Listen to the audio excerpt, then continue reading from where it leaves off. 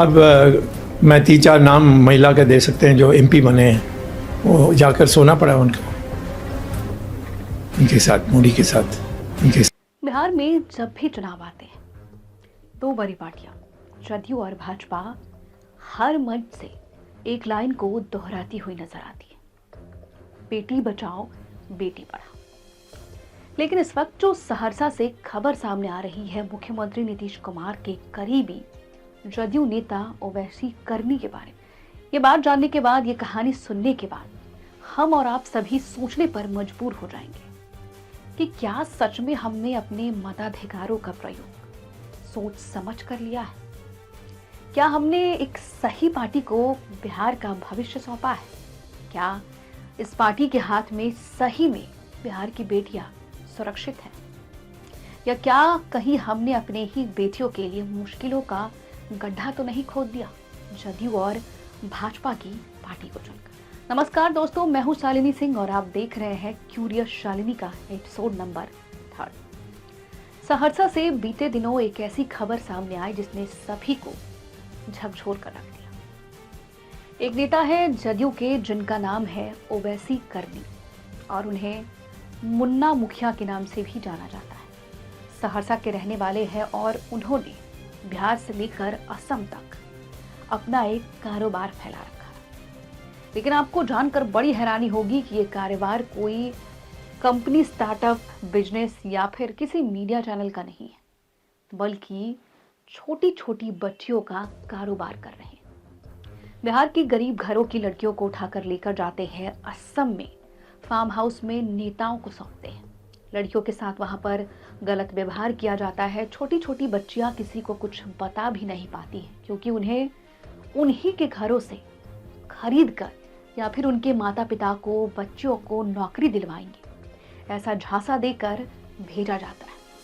26 मार्च 2026 इस दिन सहरसा में एक ऐसी घटना घटी जिसके बाद इस पूरे एप्स्टीन फाइल की ट्रेन का खुलासा हुआ।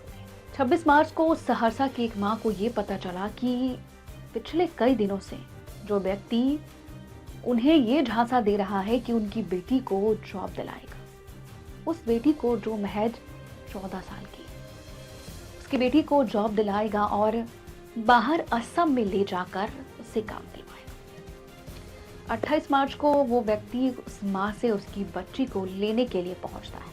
हालांकि पहले वो खुद नहीं पहुंचता है, उनके जो नेता होते हैं, उनके जो करीबी होते हैं, वो पहले उस बच्ची के घर पर पहुंचते हैं। उस बच्ची के घर पर जाते हैं, माँ से कहते हैं अपनी बच्ची को दे दो, लेकिन उसकी माँ को सब कुछ पहले से ही पता चल चुका होता है। माँ उस नेता के जो लोग वहां पर पहुंचते हैं उससे अपनी बच्ची को देने से इनकार कर देती है। फिर ओवैसी करनी खुद वहां पर पहुंचते हैं। काफी नोक-झोंक होती है, बातचीत होती है, लड़ाइयाँ होती हैं, बहस होती है। उसके बाद फिर भी माँ अपने डिसीजन पर अड़ी रहती है। माँ कहती है कि मेरी बच्ची है, हमें कोई ज़रूरत नहीं है अपनी छोटी सी बच्ची से काम कराने की, मेरी बच्ची मेरे साथ ही रहेगी, वो यहीं पर ठीक है। फिर क्या होता है, जदयू के नेता को गुस्सा आता है और उस बच्ची के माँ पर गोली चला देते हैं। लेकिन ये मामला मीडिया तक ना चला जाए, ये मामला कहीं हाथ से ना निकल जाए, वो उस बच्ची के माँ को उठाकर एक प्राइवेट अस्पताल में भर्ती करा देते हैं। फिर सूचना पुलिस को मिलती है, पुलिस अस्पताल पहुंचती है, जिसके बाद बच्ची की माँ पूरी कहानी, अपनी पूरी दर्द बयां करती है। जिसके बाद 7 लड़कियों को रेस्क्यू किया जाता है सहरसा से। 7 लड़कियों को रेस्क्यू किया जाता है। उसके बाद उन 7 लड़कियों ने धीरे धीरे करके जो खुलासे किए, वो जानकर आप सभी हैरान रह जाएंगे। पहली बच्ची ये बताती है कि बिहार से उन्हें नौकरी का झांसा देकर असम लेकर जाया जाता है। वहां पर जो भाजपा के नेता होते हैं वो बारी बारी आते हैं, जदयू के नेता आते हैं और बड़े बड़े बिजनेसमैन वहां पर आते हैं। बच्चों के कपड़े फाड़ते हैं, उनके साथ गंदी हरकतें करते हैं और कई बार तो ऐसा होता है कि उन बच्चियों को नंगा नाचने पर भी मजबूर किया जाता है। दूसरी, तीसरी, चौथी, पांचवी, छठी और 7वीं बच्ची ने भी कुछ इसी तरह के खुलासे किए। जिसके बाद आपको बता दें कि जो चाइल्ड केयर होती है, उनकी जिला कोऑर्डिनेटर तुशी कुमारी उन 7 बच्चियों को रेस्क्यू करके अपने पास लेकर जाती है ताकि आगे उनकी देखभाल हो सके। भविष्य में किस तरीके से वो सातों लड़कियां अपने जीवन को व्यतीत कर पाए, उनको लेकर वो अपने साथ चली जाती है। लेकिन वो चाइल्ड हेल्पलाइन की जो जिला ऑर्डिनेटर तुषी कुमारी है, उसने भी कई तरीके के हैरान करने वाले खुलासे किए हैं। जिन 7 बच्चियों को वो लेकर अपने चाइल्ड केयर सेंटर में जाती है, उनमें से सभी बच्चियां तुलसी कुमारी के पास जाती है और ये बताती है कि ये जो नेता है 14 साल से कम की बच्चियों को भी टारगेट करते हैं। छोटी छोटी बच्चियां जो 7 से 10 साल के बीच की होती हैं, उन बच्चियों को निशाना बनाते, उन्हें बैड टच कर उत्तेजित करने की कोशिश करते हैं ताकि भविष्य में उनके साथ भी इस तरीके की घटना वो घटा सके, या यूं कहें कि उन बच्चियों के साथ भी वो खेल खेल सके। अब यहाँ पर सोचने वाली बात ये है कि पिछले कई दिनों से सोशल मीडिया पर जो हमारे गृह मंत्री अमित शाह हैं, उनका फोटो भी वायरल हो रहा था एक महाराष्ट्र के कैप्टन बाबा के साथ, जिन्होंने करीब 100 से ज़्यादा महिलाओं के साथ, अलग अलग महिलाओं के साथ एमएमएस बनाए और उनका एमएमएस वायरल भी हो गया। और पिछले कई दिनों हमारे देश के प्रधानमंत्री, उन पर भी इल्ज़ाम लगे।